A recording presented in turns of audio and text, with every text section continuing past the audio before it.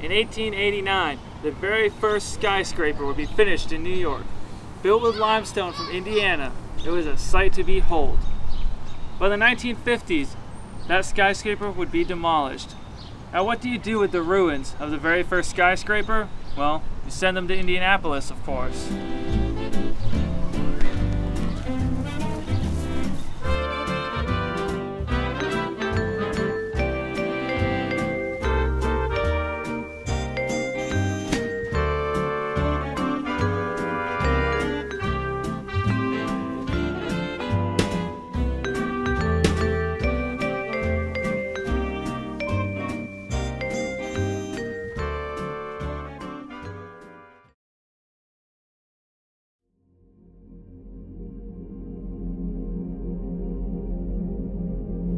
The St. Paul building was founded in 1898 and would last half a century before being demolished. Being the first skyscraper in New York, it was heavily outdated. The building owners wanted something far more modern. In 1958, the St. Paul building would be dismantled and demolished. The three iconic statues are known as the races of man. They depict white, black, and Asian men holding up the skyscraper together. By 1959, the sculptures and the ruins would be on their way to Holiday Park. Local artist Elmer Tafflinger was assigned the task of carrying out the design of the park.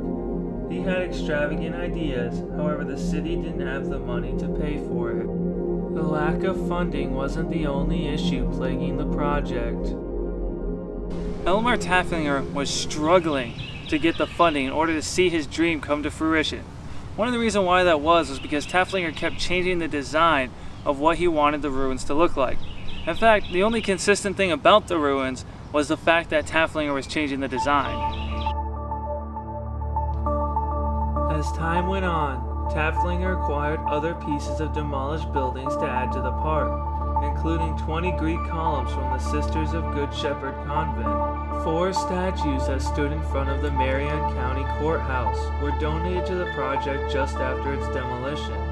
A stone table that was once part of an altar at the St. Paul's Church was added later on. Despite all of this, progress was slow.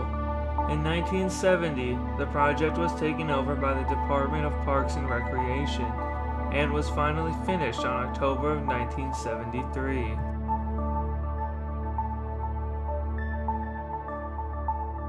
Despite how incredible the park was, it was left to deteriorate over time.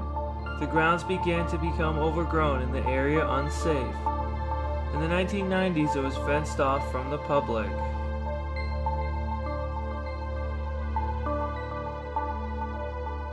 Indianapolis Mayor Joe Hogstad was dedicated to fixing Holiday Park and the ruins, and his efforts paid off. By 2016, the ruins were open to the public once again.